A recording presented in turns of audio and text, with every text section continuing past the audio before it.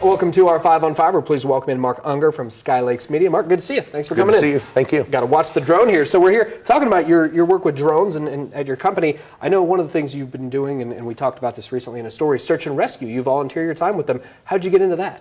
I joined search and rescue a couple years ago. Shortly after, broke my foot pretty bad. Realized with pain I wasn't going to be able to hike anymore, being a drone pilot.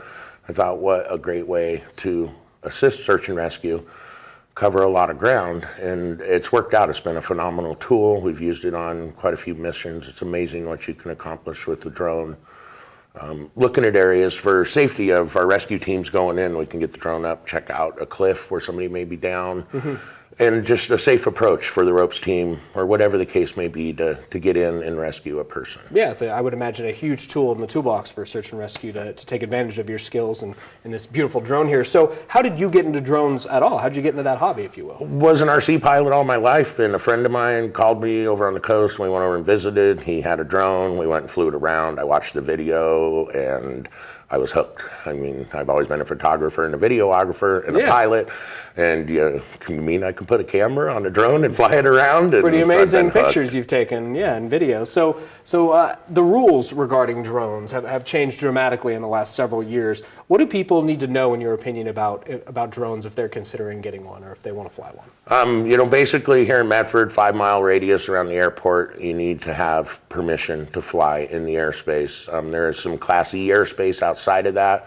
that's controlled to the surface that you also need to have permission to notify air traffic control that you're going to be operating a drone in that airspace, because it is restricted airspace. Certainly. Okay, well, we're going to take a quick break. We'll have much more with Mark in a moment. Stay with us.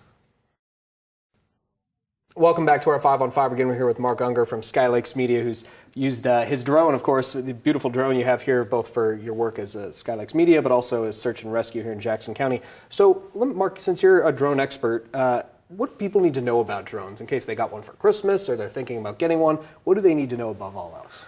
First of all, if you got a drone for Christmas and it weighs over 8.8 ounces, just over a half a pound, you need to register yourself with the FAA. They give you a number. It costs $5. You can get the information off of FAA.gov. And then you simply write that number on your aircraft or inside the aircraft if the battery can be removed without a tool. That just registers you. If you do get another drone, you can transfer that number to the next drone. So it's relatively simple to get licensed, but you are required by the FAA to license. Yeah, and you talked before in part one of our interview about the airspace around the Medford Airport and, of course, certain regulations regarding height with the drones. Correct. Yeah, you cannot, regardless of where you're at, anywhere in airspace, you cannot fly more than 400 feet above the ground. And it was interesting, you're talking about your iPad here. You can't look down at your iPad and operate your drone because you have to have someone watching your drone. You can't have your head in two places at once. Yes, you must maintain visual contact with the drone at all times. And so if you are flying with a screen and you're watching the screen and not watching your drone, you're technically out of compliance with the FAA. So you need to have a family member or a friend there with you actually visually watching the drone. Interesting. Okay. And so what is the best source of information for people if they want to find out this kind of information? It would be FAA.gov. On the right-hand side of their website, they have a little tab it says UAS, or Unmanned Aerial Systems. If you click on that tab, it'll open up a page that just has a tremendous amount of information on UAS use or drone use in the airspace. Okay, and you're obviously a commercial pilot, or you have a commercial license for your drone. Is that difficult to get? What's that like? You have to be dedicated. It's a lot of information you have to learn with respect to airspace, meet our reports, what you can and can't do with elevation, with clouds. There's a lot of information there, but somebody dedicated themselves, spent a couple months studying pilot manuals. You can pass the test, 60 questions.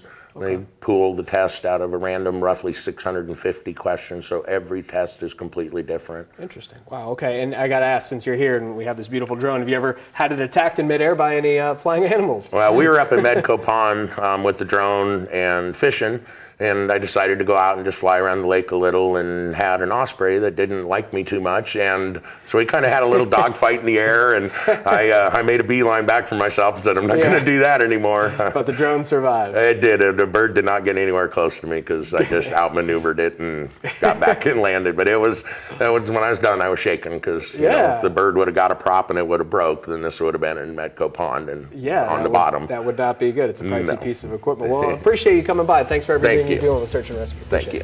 All right.